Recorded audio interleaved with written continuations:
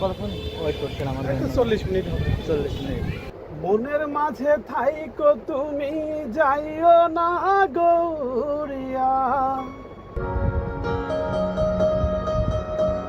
আসসালামু আলাইকুম গাইস। কুষ্টিয়া থেকে একটা ভাই আসছে, স্টুডিওতে আসবে, গান গাইবে।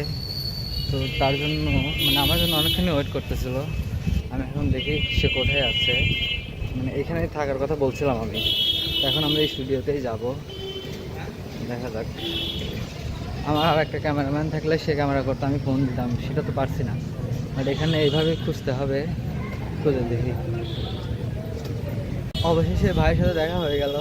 ভাইকে এখানে দাঁড়াইতে বলছিলাম, অনেকক্ষণ হলো। কতক্ষণ ওয়েট করছেন আমাদের? 40 মিনিট হবে। 40 মিনিট। আমার আসতে একটু লেট হয়েছে, আর আবহাওয়ার মানে বেশি একটা ভালো না, তো এই কারণে আর একটু বেরোতে লেট হয়েছে আমার।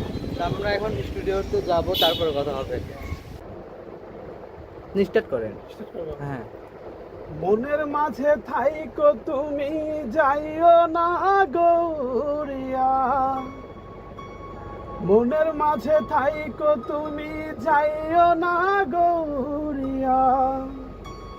জানো না তোমায় দেখলে অন্তরটা চাই ঝুরিয়া। মনের মাঝে থাইকো তুমি।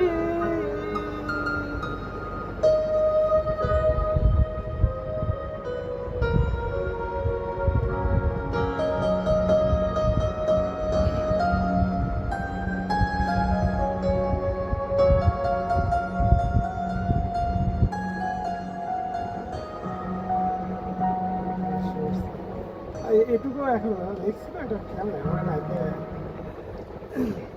তো গাইস, স্টুডিওতে এই ভাইটা আসছিল, তো আমরা কথাবার্তা বললাম। তো ভাইটা এখন বাসায় চলে যাবে।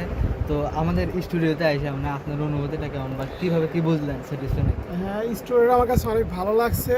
আর বিষয়টা হলো, আমার এখানে গান করার ইচ্ছাও আছে। আমার আত্মবিশ্বাস ছিলই না, আমি ভাবছিলাম যে আমার দ্বারা গান হবে না। এখন স্যার আমাকে বলছে হ্যাঁ তোমার দ্বারা হবে। তো আমি খুব শীঘ্রই ইউটিউবে আসবো। এই আচ্ছা, অনেকেই মেসেজ দিয়ে বলেন যে গান গাইতে চাই, বাট এভাবে আসার সাহস কজনে করে? বাট আপনারা আসেন, দেখেন, বোঝেন, তারপর যাচাই করেন, তারপরে মানে কন্ট্যাক্ট করেন। হুটহাট মানে মেসেজ দিয়ে অনেকেই কিন্তু ডিস্টার্ব করেন, যে মানে একবার কল কাটিয়ে দিলে পরে কিন্তু বারবার কল দেন। এরকমও করেন না।